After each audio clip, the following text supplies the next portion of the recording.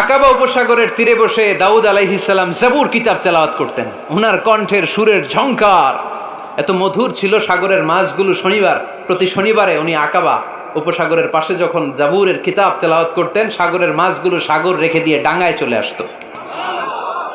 এজন্য আল্লাহ বললেন, খবরদার, শনিবার এলাকাতে মাছ শিকার করা আমি হারাম ঘোষণা করলাম। কিবার? এবার দাউদ আলাইহিস সালামের কওমের লোকেরা কৌশল করা আরম্ভ করে দিল। তারা বলল, আল্লাহ বলছে শনিবারে মাছ ধরা হারাম, খবরদার আমরা মাছ ধরবো না, তবে শনিবার আমরা বেড়া দিয়ে রাখবো। কি দিয়ে রাখবো?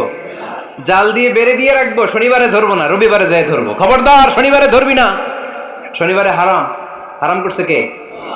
তো মাছগুলো যখন তেলাওয়াত করতে আসতো, এরা জাল দিয়ে বেড়ে দিয়ে রাখতো চারদিকে, শনিবারে ধরতো না, কারণ হারাম। কারণ কি?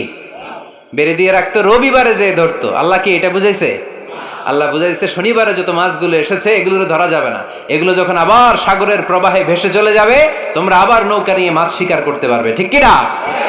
ওরা কৌশল করে রবিবারে, শনিবারে আটকে রাখতো এরকম বেড়ে দিয়ে, জাল দিয়ে, রবিবারে যেয়ে ধরতো। আল্লাহ বললেন, আও নালা আলাহুম কামা লাআন্না আসহাবাস সাবত কুনু কিরাদাতান খাসিইন। আমার সাথে কৌশল করেছিস, তোদের উপর আমার লানাত, তোরা অভিশপ্ত বানর হয়ে যা। মুহূর্তে পুরো জাতিটাকে বানরে রূপান্তরিত করে দিল কে? আল্লাহ। এজন্য খবরদার, আল হিলাতু বিল হারামে হারাম। হারাম খাওয়ার জন্য যে কৌশল করি এটাকেও হারাম ঘোষণা দিয়েছে কে? আমাদের দেশে আরেকটা সিস্টেম আছে, হিলা বিয়ে আছে না নাই? হিল্লা বিয়ে কালিয়াতে মনে হয় নাই না? এলাকাতে আছে, ভয়ঙ্কর। আর তালাক আল বাইন আল বাইনুনা যখন হয়ে যায় কমপ্লিটলি ডিভোর্স, কোনো সম্পর্ক নেই, তখন ওই স্ত্রীকে যদি আবার ফিরে আনতে হয়, ইসলামের নিয়ম হচ্ছে আরেক জায়গায়, হাত্তা তানকিহা যাওজান গায়রা, আরেক জায়গায় বিয়ে হবে, নর্মাল প্রসেসে কোনো কারণে তাদের ডিভোর্স হবে, তখন আগের স্বামী স্ত্রীকে আনতে পারবে। এটারে অনেকে কৌশল করে, বিয়ের পরে একজন বুড়া মানুষের সাথে বিয়ে দেয়, সামান্য কিছু টাকা পয়সা দিয়ে এক দুই দিন সংসার করাইয়া ডিভোর্স নিয়ে আবার বিয়ে করায়। এরকম আছে না নাই? লাআনা রাসূলুল্লাহি আল মুহাল্লিল ওয়াল মুহাল্লিল্লাহ। সুনানে তিরমিজির বর্ণনা, আল্লাহর হাবিব সাল্লাল্লাহু আলাইহি ওয়াসাল্লাম বললেন, যারা হিলা করে, যারা হিলা করায়, উভয়ের উপর আল্লাহর লানাত। এগুলোর সাথে আমাদের কোনো সম্পর্ক আছে? এজন্য আমরা হারাম খাবো না, হারাম ঘুরাইয়া খাওয়ার জন্য কৌশলও করা যাবে। এরপরে 8 নম্বর মূলনীতি হলো কাসবুল হালাল শারতুন লিকাবুলিদ দুআ। আমরা বলি, হুজুর আমার দোয়া কবুল হয় না, কিন্তু দোয়া কবুলের সবচাইতে বড় শর্ত হলো হালাল ইনকাম। ঠিক কিনা? হালাল উপার্জন ছাড়া যদি দোয়া করেন কবুল হবে? হারাম কিছু খেয়ে যদি আপনার দেহটারে বর্ধনশীল করেন, এই দেহ জান্নাতে ঢুকবে? লা ইয়াদখুলুল জান্নাতা জাসাদুন গুযিয়া বিল হারাম। হারাম দিয়ে বর্ধিষ্ণু যে দেহ, এই দেহ কোনোদিন আল্লাহর জান্নাতে ঢুকবে না। চিল্লায় বলেন ঠিক কিনা? ইন্নাল্লাহা তাইয়্যিব লা ইয়াকবালু ইল্লা তাইয়্যিবা।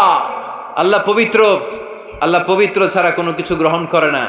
এক লোক কাবার চারদিকে কাঁদতে কাঁদতে বেহুশ, ইয়া রাব, ইয়া রাব, ইয়া রাব বলে বলে কাঁদতেছে। সাহাবারা দেখে বলল, সর্বনাশ, আজকের দিনের সব সওয়াব তো এই লোক নিয়ে যাবে, তার চেয়ে বেশি সওয়াব তো কেউই কামাই করতে পারলো না। আল্লাহর হাবিব সাল্লাল্লাহু আলাইহি ওয়াসাল্লাম বললেন, ওয়া মাতআমুহু হারাম, ও যা খায় ওটা হারাম খায়। ওয়া মালবাসুহু হারাম, ও যা পরে হারাম টাকা দিয়ে কেনা ড্রেস আপ। ওয়া গুযিয়া বিল হারাম, ওর দেহটা বড় হয়েছে, বর্ধিষ্ণু হয়েছে হারাম খেয়ে। ফা আন্না ইউস্তাজাবু লাহু, কেন আল্লাহ তার দোয়া কবুল করবে? কঠিন কালো তার দোয়া আল্লাহর আরশে পৌঁছবে না। চিল্লায় বলেন ঠিক কিনা? এজন্য দোয়া যদি আল্লাহর কাছে মাকবুল করতে চান, আপনার দোয়া যদি আল্লাহর আরশ পর্যন্ত পৌঁছাতে চান, হালাল খাওয়ার দরকার আছে না নাই?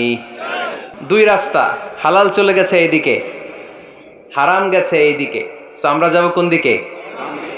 ডান দিকে। হালাল খুব বরকতময়, হালালে বরকত বেশি, হারামে বরকত নাই। বিশ্বাস করেন? 1 কোটি টাকা ইনকাম মাসে। কয় কোটি? এরকম লোক আছে না কসবায়? বাংলাদেশে আছে না? 1 কোটি টাকা ইনকাম, কোটি টাকা ইনকাম তার, কিন্তু বছরে কোটি কোটি টাকা তার ইনকাম, 1 মাসে ইনকাম 1 কোটি টাকা, কিন্তু দেখা যায় মাসে একটা হসপিটাল বিল পরিশোধ করতে তার চলে যায় 50 লাখ টাকা। আছে না নাই? ওয়াইফের ক্যান্সার, যার নেই কোনো অ্যান্সার, ছেলে ইয়াবা খায়, ওরে দেয়া লাগে 20 লাখ, বাড়ি ভাড়া, খাওয়া দাওয়া ইত্যাদি খরচ শেষে দেখা যায় মাস শেষে আরো 20 লাখ ঋণের মধ্যে পড়ে আছে। আছে না নাই? কিন্তু মাসে ইনকাম ছিল কত? 1 কোটি, কিন্তু মাস শেষে দেখা যায় 20 লক্ষ টাকা ঋণের বোঝায় চাপা পড়ে আছে। আর রিক্সাওয়ালা, ওর বেতন নাই, যা পারে ইনকাম করে প্রতিদিন। মাসে অন অ্যান অ্যাভারেজ তার ইনকাম 5,000। কয় হাজার? 1,000 চলে যায় ওর যে ছুপড়ির বেড়া, ওই বাড়ির ভাড়া দিতে। 1,000 চলে যায় ওর খাওয়া, 1,000 চলে যায় চিকিৎসা, 1,000 চলে যায় ছেলেমেয়েদের পড়াশোনা, আনুষঙ্গিক আরো 500, মাস শেষে আরো থেকে যায় 500। সুবহানাল্লাহ কইতে পারলেন না? 1 কোটি টাকা ইনকাম করেও 20 লক্ষ টাকা ঋণের বোঝায় চাপা পড়ে আছে। আর 5,000 টাকা ইনকাম, মাস শেষে কত থাকে? 500। কারণ ওর পুরো ইনকামটাই হালাল। ওর পুরো ইনকামটা কি? আর হালালে বরকত ঢুকাই দিছে কে? হারামে কোনো বরকত আছে? আওয়াজ করে বলেন তো, গরু খাওয়া হালাল না হারাম? কুকুর খাওয়া? কুরবানিতে কি জবাই হয়? সুন্নতে খাতনার অনুষ্ঠানে, বিয়ের অনুষ্ঠানে, প্রতিদিন কসাইয়ের দোকানে, কোথাও কুকুর জবাই হয়? আচ্ছা, গরু বা গাভী বছরে বাচ্চা দেয় কয়টা? একটা। আর কুকুর দেয় কয়টা? 7টা, 10টা, 11টা। জন্ম নিয়ন্ত্রণ নাই তো, দেদারসে দিচ্ছে, ফ্যামিলি প্ল্যানিং নাই, তাই না? আচ্ছা, তো দেখেন, গরু বাচ্চা দিল কম, কুকুর বাচ্চা দিল বেশি। গরু জবাই হয় বেশি, কুকুর জবাই হয় না। গরু আমরা খাই বেশি, কুকুর খাই না। তারপরেও কসবায় গরু বেশি না কুকুর বেশি? আওয়াজ করে বলতে হবে, গরু না কুকুর? কারণ গরু খাওয়া হালাল, আর হালালে বরকত ঢুকাই দিছে কে? এজন্য দ্য ডিসিশন ইজ ইয়োরস, সিদ্ধান্ত আপনার। কই যাবেন, ডানে না বায়ে? হালালের সাথে না হারামের সাথে? হালালটা হচ্ছে পরিবেশ বান্ধব। হালালটা কি? Eco friendly. এটা পরিবেশ বান্ধব, এটা স্বাস্থ্যকর, এটা রুচিসম্মত, এটার মধ্যে কোনো ঝামেলা নাই, এটাতে কোনো ভেজাল নাই। হালালে থাকলেই লাভ, যদিও অল্প। সুবহানাল্লাহ পড়েন। এজন্য রাব্বুল আলামিন বলেন, ইয়া আইয়ুহান নাসু কুলু মিম্মা ফিল আরদি হালালান তাইয়্যিবা ওয়া লা তাত্তাবিউ খুতুওয়াতিশ শাইতান ইন্নাহু লাকুম আদুউম মুবিন। ওহে মানুষেরা, শোনো শোনো, এই জমিনের ভেতরে যেটাকে আমি হালাল করেছি, যেটাকে আমি পবিত্র করেছি, ওইটা খাও, ওইটা গ্রহণ করো। হারাম খেও না, হারাম অর্জন করো না, হারামের কাছেও যেও না। শয়তানের পদাঙ্ক অনুসরণ করো না। জেনে রেখো, শয়তান হলো তোমাদের প্রকাশ্য দুশমন। ঠিক কিনা? আদুউম মুবিন। শয়তান আমাদের প্রকাশ্য দুশমন। সে হারামকে আমাদের কাছে চাকচিক্যময় করে তুলে। সে বুঝাতে চায় হারামের মধ্যে আরাম। আসলে হারামে আরাম আছে, হালালের মধ্যে বরকত। এজন্য আমরা সবসময় হালাল অবলম্বন করব। রাজি আছেন তো? কিন্তু আমরা যদি আমাদেরকে প্রশ্ন করি, আমাদের ব্যবসায়, আমাদের চাকরিতে, আমাদের লাইফ লিডিং সিস্টেমে আমরা কি শুধু হালাল খাই? কি খাই? হালালও খাই, সুযোগ পাইলে একটু যদি পাই অমনি ধরে ঘাপুস ঘুপুস। সুযোগ পাইলেই কি ঘাপুস ঘুপুস? ঘাপুস ঘুপুস করা যাবে না। অনেকে আবার আছে দেখবেন, খাওয়ার ক্ষেত্রে হালাল খোঁজে। খাওয়ার ক্ষেত্রে আমি অনেক লোক দেখেছি। থাইল্যান্ডে আমি গেলাম, দেখি যে তার ব্যাপারে জানি যে সরকারি চাকরি করে, লক্ষ লক্ষ টাকা 2 হাতে কামায়। এমনি গাছেরটাও খায়, তলারটাও কুড়ায়। আছে না নাই? তো ইচ্ছে মতো ডানে বায়ে ইনকাম করে, হালাল হারাম দুইটাই খায়। কিন্তু থাইল্যান্ডে যে হালাল খাবার খুঁজতেছে। কি খুঁজতেছে? ওখানে যে জিজ্ঞেস করে যে এই দোকানে কি পর্ক আছে? পর্ক থাকলে খাবো না। পর্ক মানে হচ্ছে শুকরের চর্বি। শুকরের গোশত বা চর্বি মিশানো কোনো খাবার উনি খাবে না, কারণ এটা হারাম। আর ঘুরতে খায়, এটা খুব হালাল। এরকম ডাকাইতে আছে না নাই? তাহলে আমাদের মুসলমানদের সবচেয়ে বড় সমস্যা হচ্ছে আমরা খাওয়ার ক্ষেত্রে হালাল খুঁজি, কিন্তু ইনকামের ক্ষেত্রে ওই জিনিসটা খুঁজি না। এরকম আছে না নাই? না।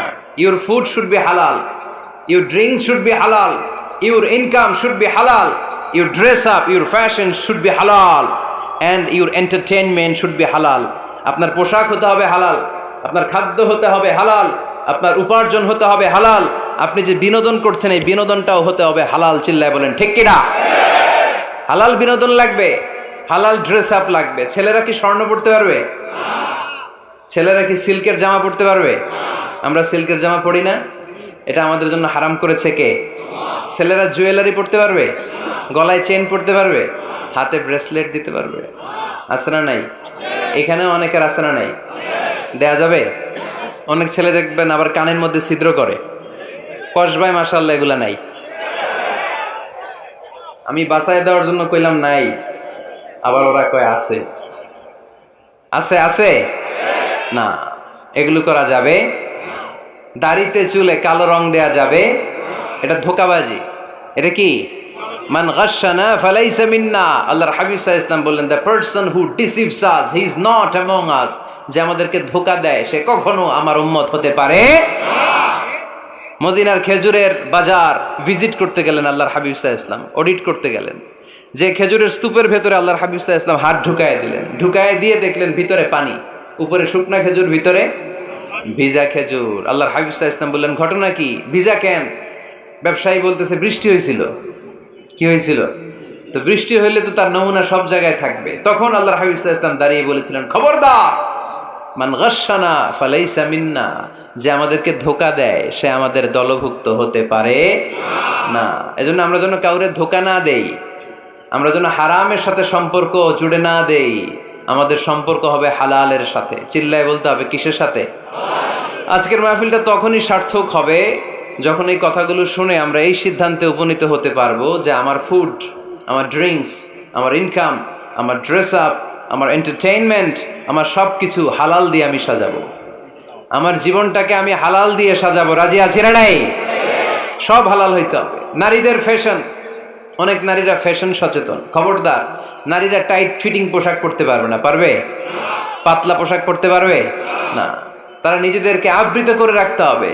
টাইট ফিটিং পোশাক পরতে পারবে না, অন্য ধর্মের পোশাক পরতে পারবে না, পর চুলা লাগাতে পারবে না। এই ফোর কর্নার্স, এই বর্ডারগুলো মেনে নারী যে কোনো ধরনের ফ্যাশন নিতে পারে। এই ফ্যাশনগুলোকে বৈধ করেছে কে? এজন্য রাব্বুল আলামিন বলেন, ইয়া আইয়ুহান নাসু কুলু মিম্মা ফিল আরদি হালালান তাইয়্যিবা ওয়ালা তাত্তাবিউ খুতুওয়াতিশ শাইতান ইন্নাহু লাকুম আদুউম মুবিন। সুবহানাল্লাহ পড়েন। ওহে মানুষেরা, এই জমিনে যেটা পবিত্র আর হালাল বলে আমি ঘোষণা দিয়েছি সেটা খাও, কারণ সেটাতেই বরকত। আর শয়তানের পদাঙ্ক অনুসরণ করো না, কারণ শয়তান তোমাদের প্রকাশ্য শত্রু। কথাটা বলেছেন কে? তাহলে আমরা হালালের পক্ষে না বিপক্ষে? এই আপনাদের গলার আওয়াজ। হালালের পক্ষে না বিপক্ষে? হারামের পক্ষে না বিপক্ষে? আমরা আমাদের জীবনটা হালাল দিয়ে সাজাতে চাই কি চাই না? কারণ হালালে বরকত ঢুকাই দিছে কে?